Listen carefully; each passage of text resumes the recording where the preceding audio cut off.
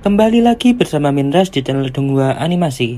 Melanjutkan pembahasan sebelumnya dari Battle True Defense Season 5 episode 169. Tanpa banyak basa-basi, kita langsung saja ke pembahasan videonya. Setelah melihat teratai api pemusnahan Shoyan yang telah terbentuk sempurna, Shen Guyu pun berkata, "Shoyan, ini mungkin pertama kalimu melawan elit Banseng. Kalau begitu, biarkan aku tunjukkan jarak kekuatan antara Dosun dan Doseng sebenarnya." Atas perkataan itu, Shoyan hanya tersenyum tipis. Ia menjadikan jarinya. Dalam sekejap, teratai api pemusnahan di tangannya mulai berputar dengan kecepatan luar biasa. Sesaat kemudian, ia berubah menjadi bola cahaya yang melesat dari telapak tangan tanpa suara. Namun, di sepanjang jalur terbangnya, ruang di sekitarnya perlahan runtuh. Retakan-retakan hitam terbentuk di belakang nyala api indah itu. Sementara itu, Shen Guyu menatap api yang merobek ruang menuju dirinya. Uap hitam mulai mengepul dari tubuhnya. Dan ia pun segera berseru, 10.000 jiwa armor. Seketika, kabut hitam pekat meletus dari tubuh kerangka itu, menyebar ke segala arah disertai jeritan memilukan ribuan jiwa. Kabut itu terbentuk dari roh-roh yang tak terhitung jumlahnya, dan semuanya menempel di tubuh kerangka, membentuk pelindung tulang hitam yang berkilauan dengan aura menyeramkan. Setelah pelindung terbentuk, Guyu berkata lagi, "Shoyan, mari kita lihat apakah teratai apimu yang katanya luar biasa itu bisa menghancurkan 10.000 jiwa armor milikku." Tak lama setelah perkataan itu, tiba-tiba api pemusnahan menghantam pelindung tulang raksasa itu di depan mata semua orang. Ledakan dahsyat terjadi. Badai api meledak dari titik benturan. Ruang di sekitarnya runtuh, membentuk lubang-lubang hitam besar. Pasir dan batu berterbangan. Tanah dalam radius 10.000 kaki hancur, mengelupas dengan kecepatan yang bisa dilihat mata. Retakan besar menjalar seperti gempa bumi raksasa. Melihat itu, semua orang di medan pertempuran tampak pucat. Zhu Feng, Hun Yu, dan yang lainnya menatap dengan wajah ngeri. Tak satu pun dari mereka menyangka bahwa Shoyan hanya dengan kekuatan puncak Dosun 9 perubahan mampu melepaskan serangan yang begitu menakutkan. Badai api mengamuk, menyapu langit. Siapapun yang terjebak di dalamnya pasti mati tanpa sisa. Para ahli dari berbagai pihak panik dan buru-buru menjauh sejauh mungkin. Sementara itu, Shoyan berdiri di kejauhan menatap badai api yang bergolak di langit. Ini adalah pertama kalinya ia menghadapi seorang elit Doseng. Meskipun lotus api pemusnahan memiliki daya hancur yang luar biasa, Shoyan tahu betul betapa menakutkannya seorang Banseng sejati. Sosok-sosok tua seperti Guyu sudah hidup selama berabad-abad, dan kekuatan mereka jauh di atas imajinasi. Sesaat kemudian, badai api perlahan mereda. Lubang-lubang hitam di langit menutup satu persatu, dan dunia kembali stabil.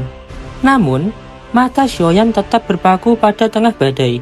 Ia menahan nafas dan benar saja, kerangka hitam setinggi 100 kaki itu masih berdiri. Atas hal itu, ekspresi Shoyan menegang. Ia tak percaya teratai apinya gagal menembus pertahanan Guyu. Akan tetapi, tiba-tiba suara kecil terdengar. Sebuah pecahan tulang jatuh dari pelindung hitam itu. Lalu retakan-retakan baru muncul, menyebar cepat di seluruh tubuh kerangka. Dalam sekejap, pelindung tulang raksasa itu pecah, hancur menjadi pecahan kecil yang berjatuhan seperti salju. Tubuh asli kerangka itu kini tampak, tapi penuh retakan di seluruh permukaannya. Cahaya hijau di matanya perlahan memudar. Angin bertiup lembut, dan dalam hembusan itu, kerangka hitam berubah menjadi abu dan tersebar ke udara. Tubuh Guyu yang berdiri diam di kejauhan tiba-tiba memuntahkan darah. Cahaya hijau kembali ke matanya. Wajahnya pucat. Setelah tubuh raksasanya benar-benar hancur, Guyu menyekat darah di sudut bibirnya dan mendongak. Tatapannya gelap. Lantas ia berkata, "Tak heran kau bisa memaksa orang-orang itu mundur. Shoyan, kau memang punya kemampuan. Tapi meskipun kau berhasil melukaiku, aku tetap akan mengambil nyawamu hari ini." Setelah mengucapkan kata-kata itu, tiba-tiba cahaya keemasan muncul di depannya secepat kilat. Tinju emas besar menghantam kepalanya dengan kekuatan luar biasa. Guyu sempat terkejut, tapi segera bereaksi. Ia menekan luka di tubuhnya dan mengayunkan tangannya. Dua kekuatan itu bertabrakan keras. Atas benturan itu, tubuh emas raksasa milik Xiaoyan terhuyung mundur. Atas serangan itu, Guyu pun berkata, "Kau masih terlalu lemah untuk membunuhku, anak muda. Sejak kau sudah menggunakan teratai api yang kau banggakan, maka biarkan aku mengakhiri semuanya sekarang." Tangan besarnya tiba-tiba meraih ke depan, membentuk tulang hitam raksasa yang menembus ruang, mencengkeram ke arah Xiaoyan. Namun, sebelum sempat menyentuhnya, ruang di belakang Xiaoyan bergetar hebat. Retakan spesial terbuka, dan sosok tua perlahan melangkah keluar dari dalamnya. Suara dalam dan tegas menggema ke seluruh langit. "Guyu, tidakkah kau malu menyerang generasi muda meski statusmu setinggi itu?" Guyu tertegun ketika melihat sosok tua itu tiba-tiba muncul. Dengan suara berat dan serius, ia bergumam, "Yao Chen." Di sisi Xiaoyan, yang juga tampak terkejut melihat kemunculan Yao Lao, ia berkata, "Guru, kenapa ada di sini?" Yao Lao pun menghampiri Xiaoyan. Ia tersenyum tipis dan lantas berkata, "Aku khawatir karena kau terlalu lama tinggal di wilayah kuno. Jadi, aku menyempatkan diri untuk datang ke sini. Tak kusangka, justru menemukanmu dalam keadaan seperti ini." Lantas ia berkata lagi, "Kemampuanmu meningkat pesat dalam beberapa bulan terakhir. Kau benar-benar melampaui harapanku." Di sisi kelompok Sun Er yang berada di kejauhan akhirnya bisa bernafas lega setelah melihat Yao Lao muncul. Beralih ke Yao Lao lagi, tatapannya tajam. Lantas ia berkata, "Guyu, kau termasuk generasi tua yang cukup terkenal di Central Plains. Tapi, bukankah tindakanmu hari ini telah memalukan?"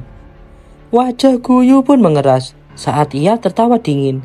Lantas ia berkata, "Di mata klan Hunku, tidak ada istilah memalukan. Kami akan melakukan apapun selama misi bisa diselesaikan. Lucu sekali mendengar kata-kata seperti itu darimu."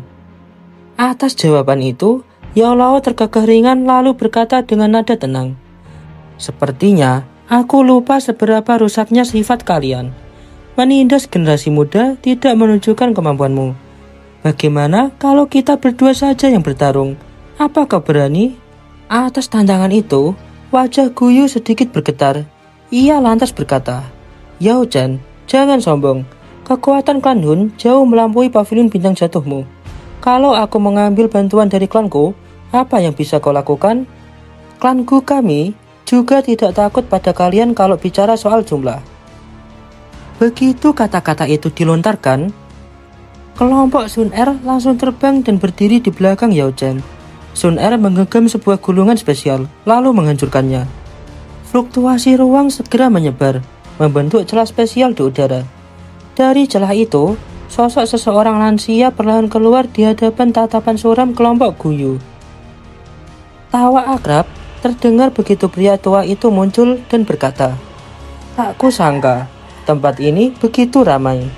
Xiaoyan sedikit terkejut, lantas berkata, "Penetua Tongsuan?"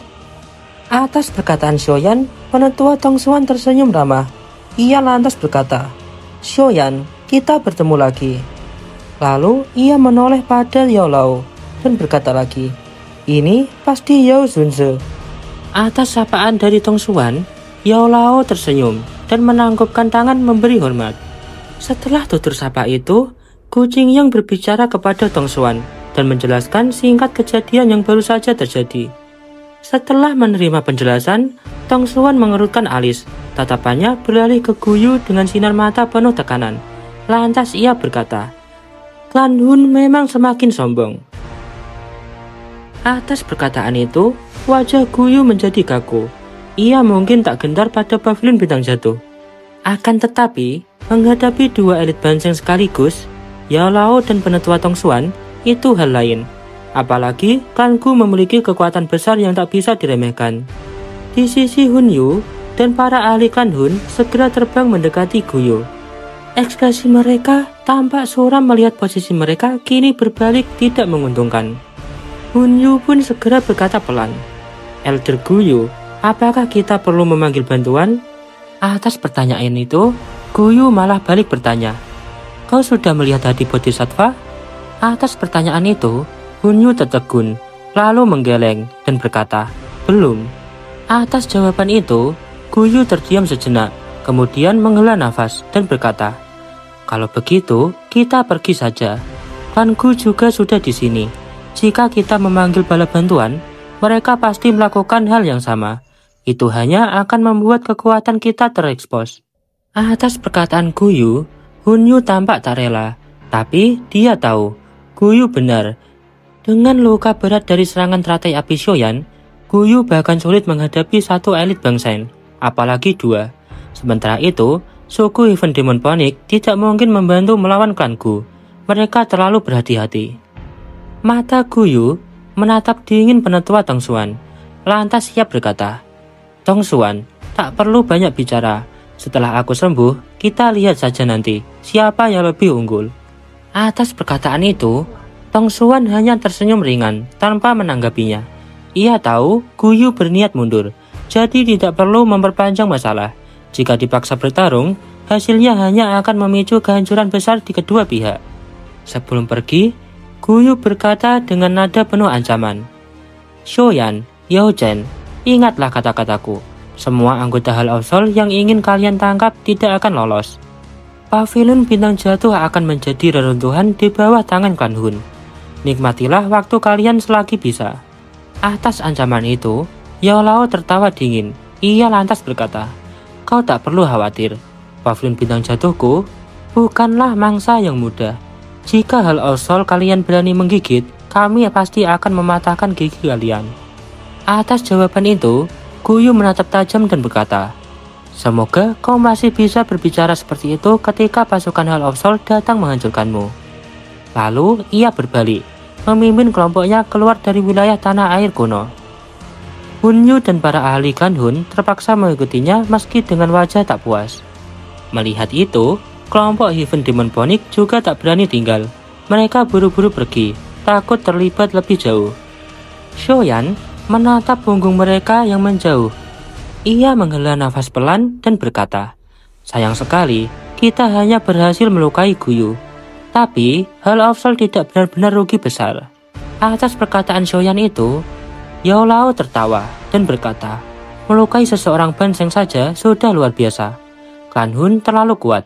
Jika mereka bersikeras bertempur habis-habisan, justru kita yang akan menderita."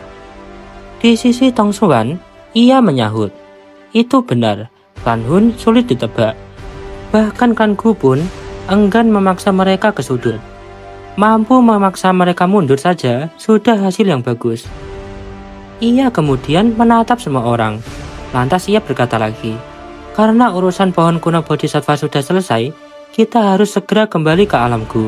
Tidak mudah membuat para tetua mengizinkan Sun Er keluar. Jika terlalu lama, mereka pasti akan memanggil kita kembali." Mendengar itu, Sun Er merasa enggan. Namun ia tahu, para tetua memang cemas membiarkannya berkeliaran sebelum mencapai tingkat doseng. Ia menatap Shoyan lembut dan berkata, "Shoyan, berhati-hatilah. Klan Hun tidak pernah melupakan dendam. Kali ini, mereka sudah menelan kekalahan besar. Begitu punya kesempatan, mereka pasti akan membalas dan menyerang Pavilion Bintang Jatuh." Atas kekhawatiran Sun Er, Shoyan pun mengangguk pelan. Lantas ia berkata, "Sepertinya aku harus segera melakukan retreat untuk memurnikan hati Bodhisattva dan menembus tingkat Banseng. Kalau tidak, Pavilion Bintang Jatuh akan dalam bahaya." Di sisi Tong Xuan, sembari tertawa kecil, ia berkata, "Tenang saja, klanku akan memantau pergerakan klan Hun. Kami akan tahu jika mereka mulai bergerak.